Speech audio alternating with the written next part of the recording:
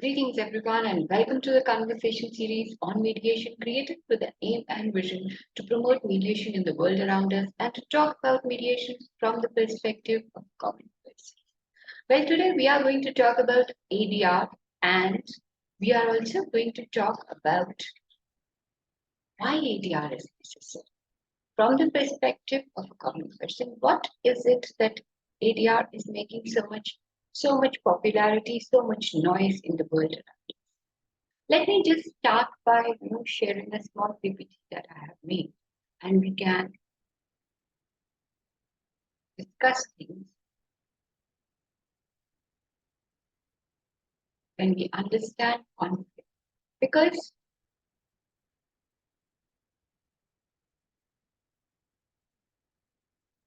we are going to today talk about ADR. Why do we need it? What is conflict? From the perspective of a common person, how conflict escalates. What is the psychology behind conflict and why ADR is necessary and why ADR is able to handle conflict? Let's get started with what is ADR with respect to the judicial system of the country. Well, the judicial system of the country, whether they follow a civil law or a common law, a judiciary is the principle or the pillar of the sovereign and republic status of a country. It gives the right and the definition of rights and duties to a country. It interprets the constitution.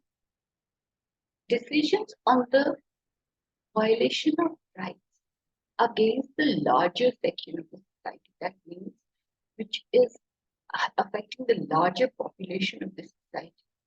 Those decisions are exclusively decided by the judicial system of the country. And this also plays an advisory role to the executive and the legislature. So it is one lifeline of a country, and it gives the nation a sacrosanct status and interpreter of the constitution. So whatever we know about you. Now when we look at ADR, what is ADR? ADR as we know it as an alternative dispute resolution, mediation, negotiation, arbitration, conciliation.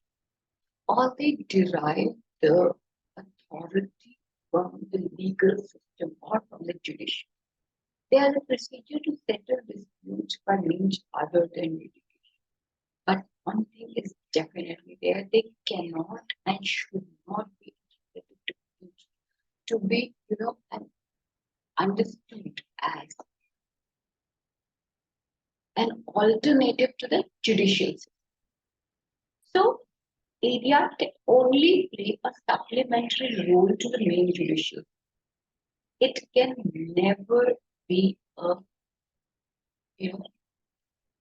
something that can take the baton in its hand. That is definitely true. Now when we understand, let's understand what is conflict. Okay. Yes, we have. What is conflict?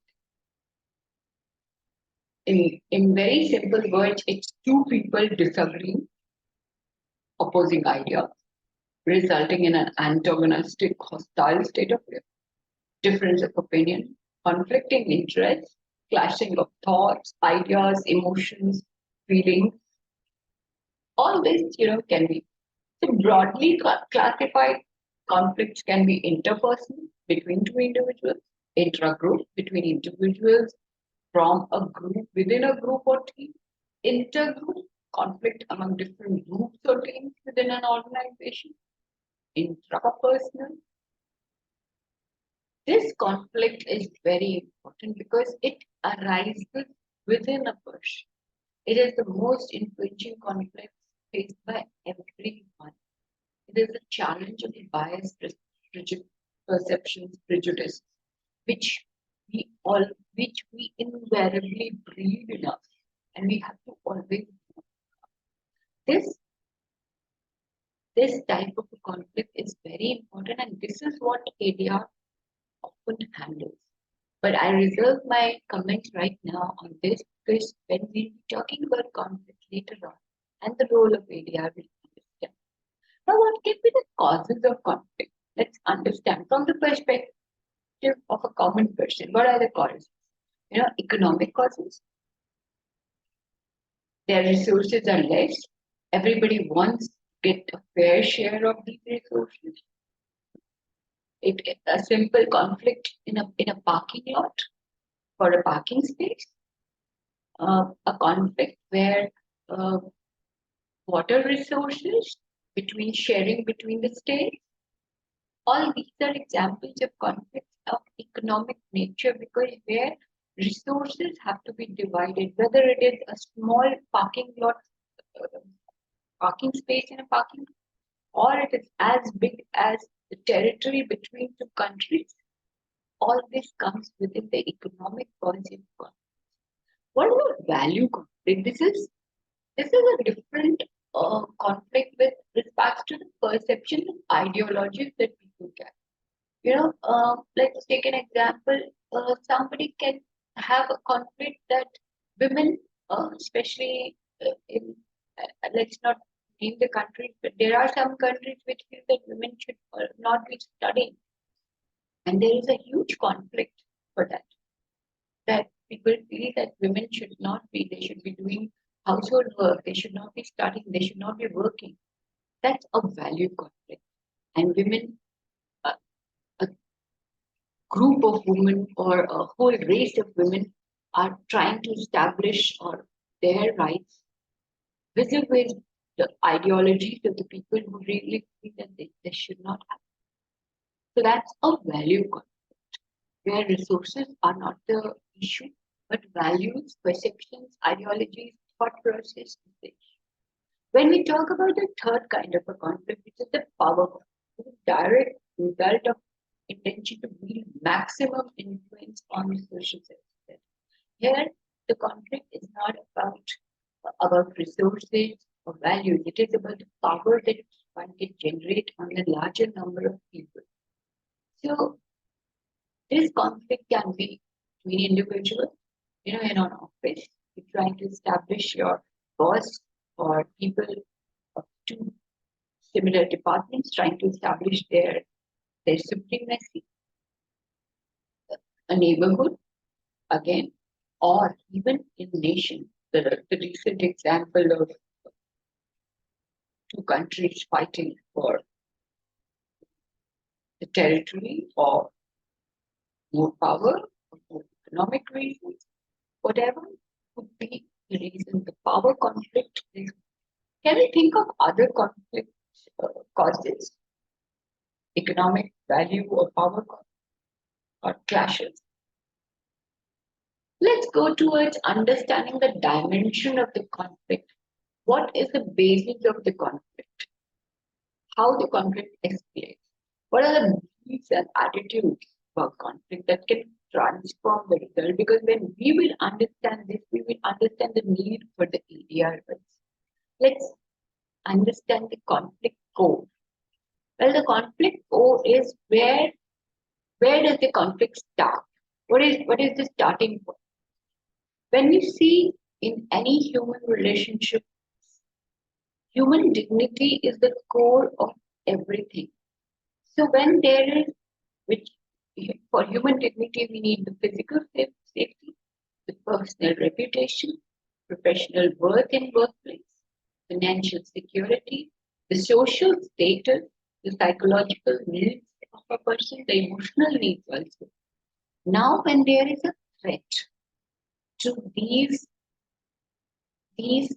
facets of a human basic existence, then there are conflicts from the threat that is to, whether it is in respect of disagreement, annoyance, physical safety, inequality, competition at workplace, a psychological need not being met.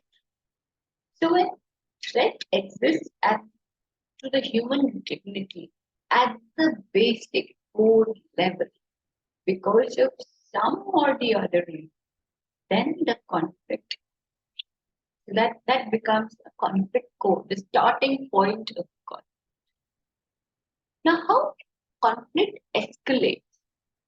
Well, there is a personal response.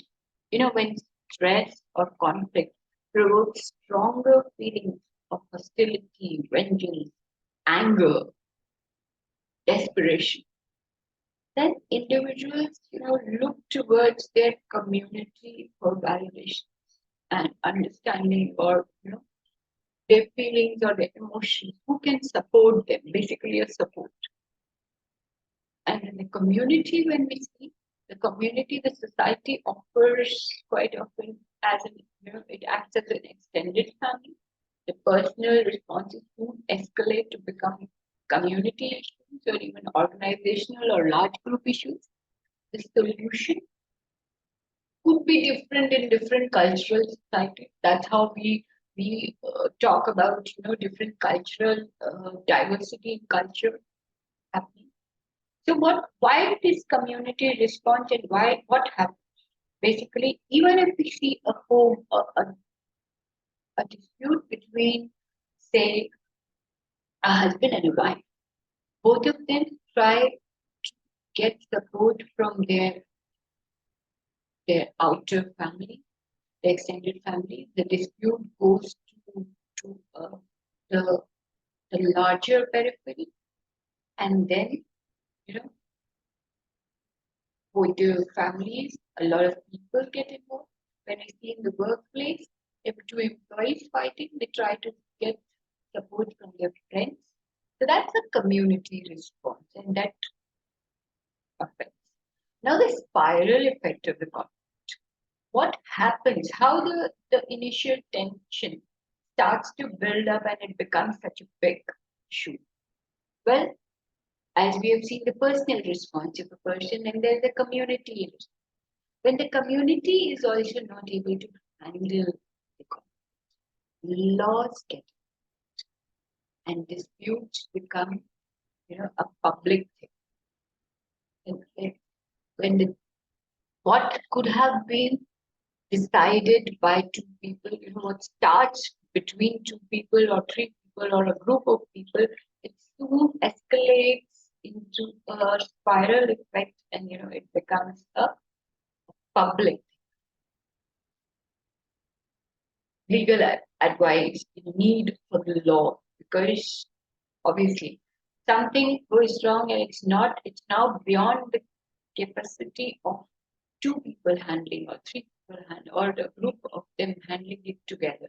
So the conflict becomes a relatively more of a public. This is called politicization.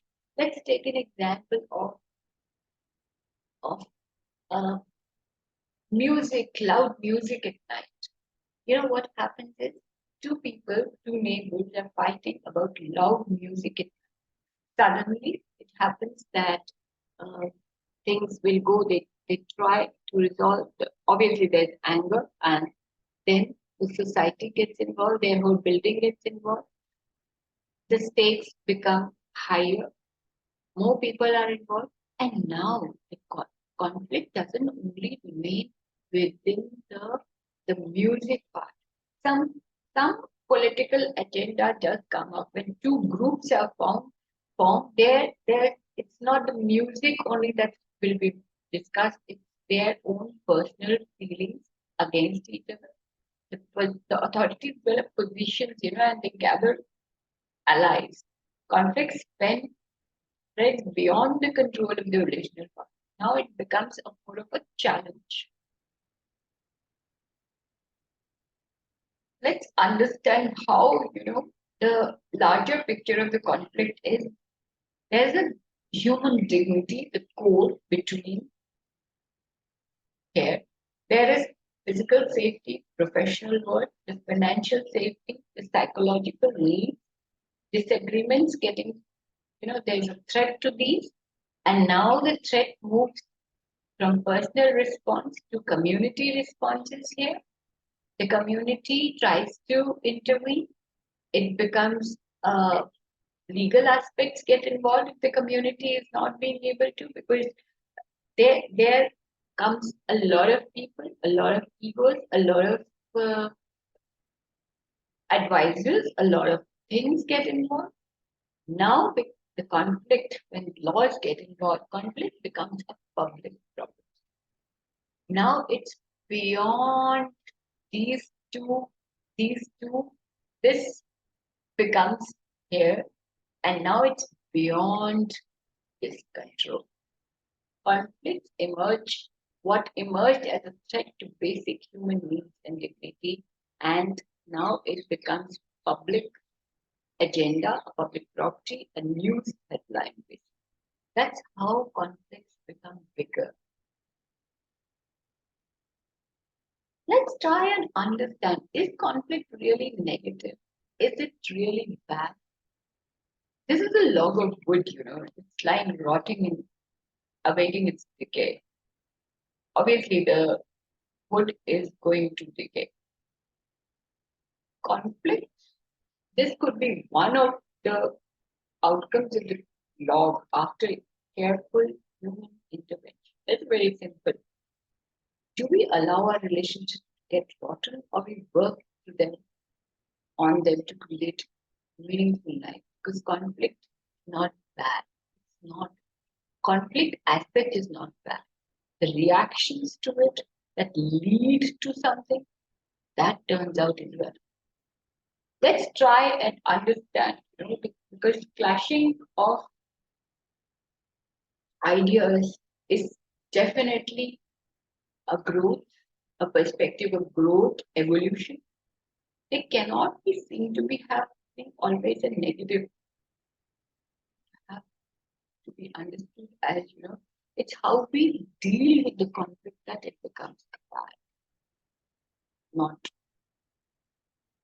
being able to handle is really. ADR touches this intrapersonal aspect of the conflict, where personal biases get involved to make the conflict bigger. If I have a conflict, I am in conflict with my neighbor. My community gets involved.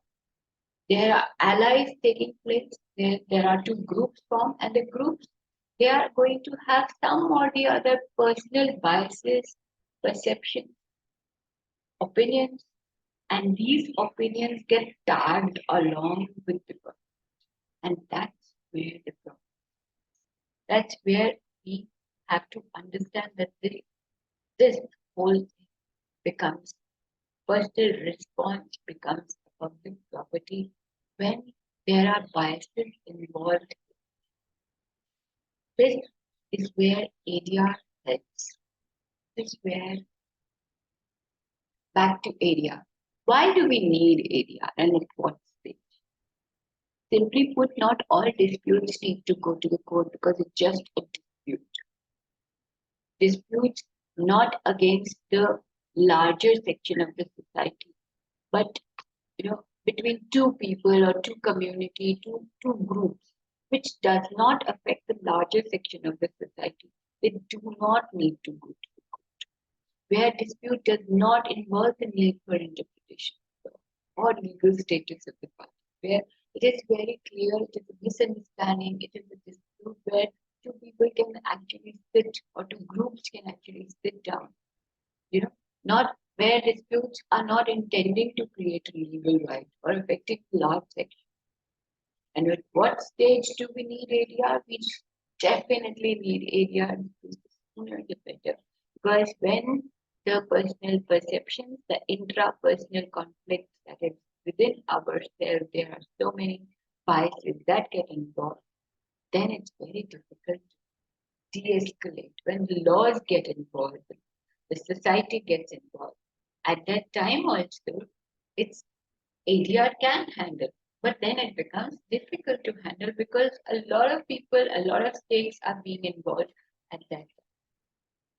What is the role of ADR? When I'm taking the Indian position, the constitutional mandate of every country provides basic rights to, justice to its citizens. In Indian position, if we read a combined reading of 14, 21, and 39A, Article 14, obviously everybody knows even that that's for a personal, that's for the common person, that the state shall not deny any person equality before the law or equal protection of laws within the territory of the country. And 21, personal life and liberty cannot be, a person cannot be deprived of according, except according to procedure established by law. Let's try and understand Article 39A, which provides for equal access to justice to all people by an independent judiciary within a reasonable time.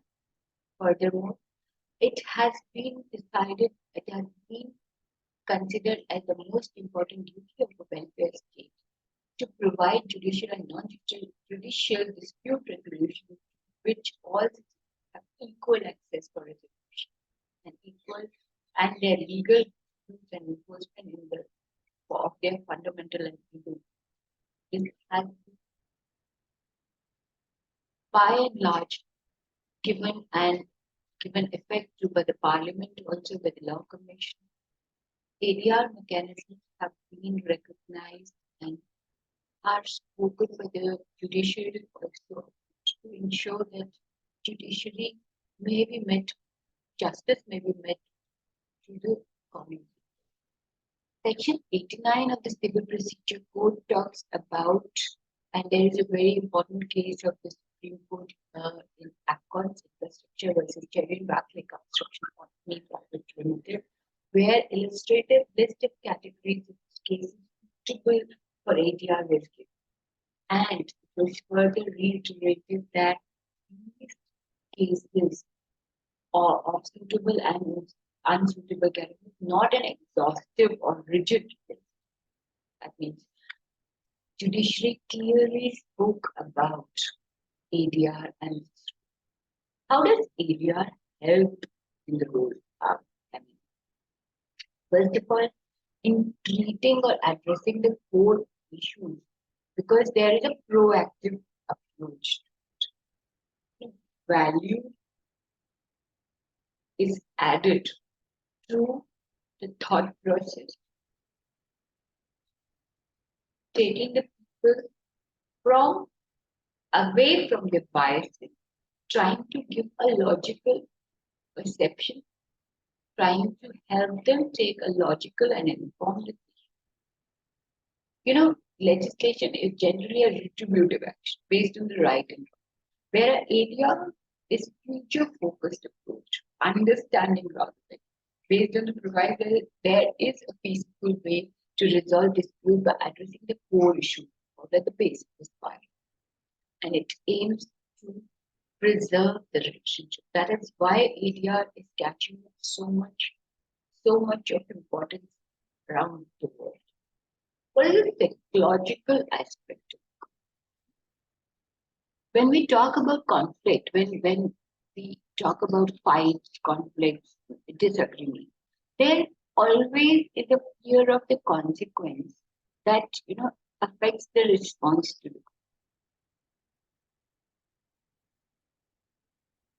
the intrapersonal conflict or the biases and prejudice that we always carry in our mind that really affect our decision making, our attitude, our outlook towards the conflict. So let's talk about the negative cycle that affects conflict and its resolution. When there is a conflict and there is a negative belief, that conflict is going to be a tough situation. Discussing issues could aggravate them. The emotional response of the parties could be something that is an apprehension, and we try to avoid the issues, compromise to avoid conflict. What is the result? That problem doesn't get addressed. It might worsen, escalate, no resolution, obviously. There are repressed feelings and resentment just grows. Now let's talk about a positive approach. What can affect? When we look at the conflict and there's a positive outlook, that conflict is a natural human process. When two people are there, they cannot just, it's quite unnatural to be agreeing on everything, even if two people are so close to each other. It just isn't possible that everybody will be agreeing to. So understanding the problem will give a more better chance to improve our relationship. So there's endeavor to communicate. That's a first positive response. You agree to talk about the problems to try to resolve, and conflicts are discussed peacefully. Conflict does not escalate. Efforts are made to restore the conflict process and endeavor chances of improvement. So we have how ADR endeavors to address them. First, it addresses the people involved in the conflict. It is very soft on the person and hard on the problem. It whoever is sitting there, if he or she is a mediator, first of all, they try to listen. That is the basic need is to listen to the people, to understand their story, to be empathetic towards them. Half of the issues get resolved when in the conflict somebody listens to. What is the issue? The process. How does mediation or other ADR methods try to resolve? There's a process and it's a structured process. Mediation actually is a science as well as an art. A science because it's a very structured process with scientifically proven methods of trying to resolve it. And art because it's also a skill, a personal skill of a person. How the person is trying to help resolve, to facilitate communication. So that it's a combination of art and science issues. So one thing we do as a mediator does is separate the person from the problem, motivate them from their position that they are holding to interest, to the future interest. Let's take an example. If there is a divorce case going on, there are husband wife. The first thing that a mediator will do is listen to them, be soft on them. They both have gone through the conflict. They're both suffering. Then, when you separate the person from the problem, that you are not the problem, the person is not the problem. There is a distant problem here. Let's try and resolve. And the position that they are holding, they're very angry. They might be holding grudges against each other. Then, what is the interest in coming together on the mediation? There is some common interest there. Maybe the kids, maybe their own future. The mediator will try to take them away from their position to the interest that is that for that what they are coming here. And for this, they are willing to agree to find a solution, to sit down, move both of their brains together with the mediator. That's how a mediator or an ADR process tries to resolve the problem, to facilitate or at least endeavor resolution. So that's in short, I try to explain why ADR is important, why it is important that we understand the process, what is ADR, and why it is different from judiciary. Well, judiciary, as we have seen, it is the basic of every nation. It is the basic of a, a constitution, the three pillars of every country: the legislature, the administrative, the judicial. It is one of the pillars. But ADR derives its power from the judiciary.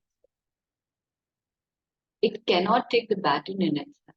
But ADR is very important because every dispute need not go to the court. Because if the issue, there is no legal interpretation required. There are no laws required.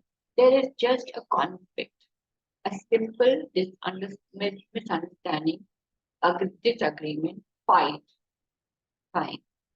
As soon as such a thing happens, if it goes to A, the things will get resolved and there will be no need to go to the court for an adjudicatory process. We will be taking up negotiation, conciliation, mediation, and arbitration in subsequent sessions. And this is a small disclaimer that every effort has been made to create this treaty as a good resource for the benefit of the common people, but it is not intended as a legal or professional advice in any manner whatsoever, and there was no AI or artificial intelligence used in making it.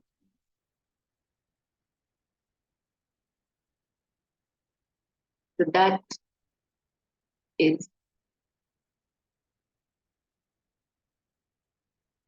I hope I have been able to make people understand what to go about, understand the need for ADR, and why judiciary and ADR have to go hand in legislation and ADR have to go.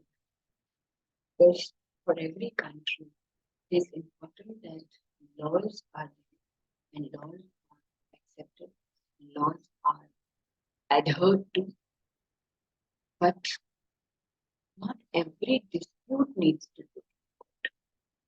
So that is why ADR is being lauded as a method of dispute resolution, service to you.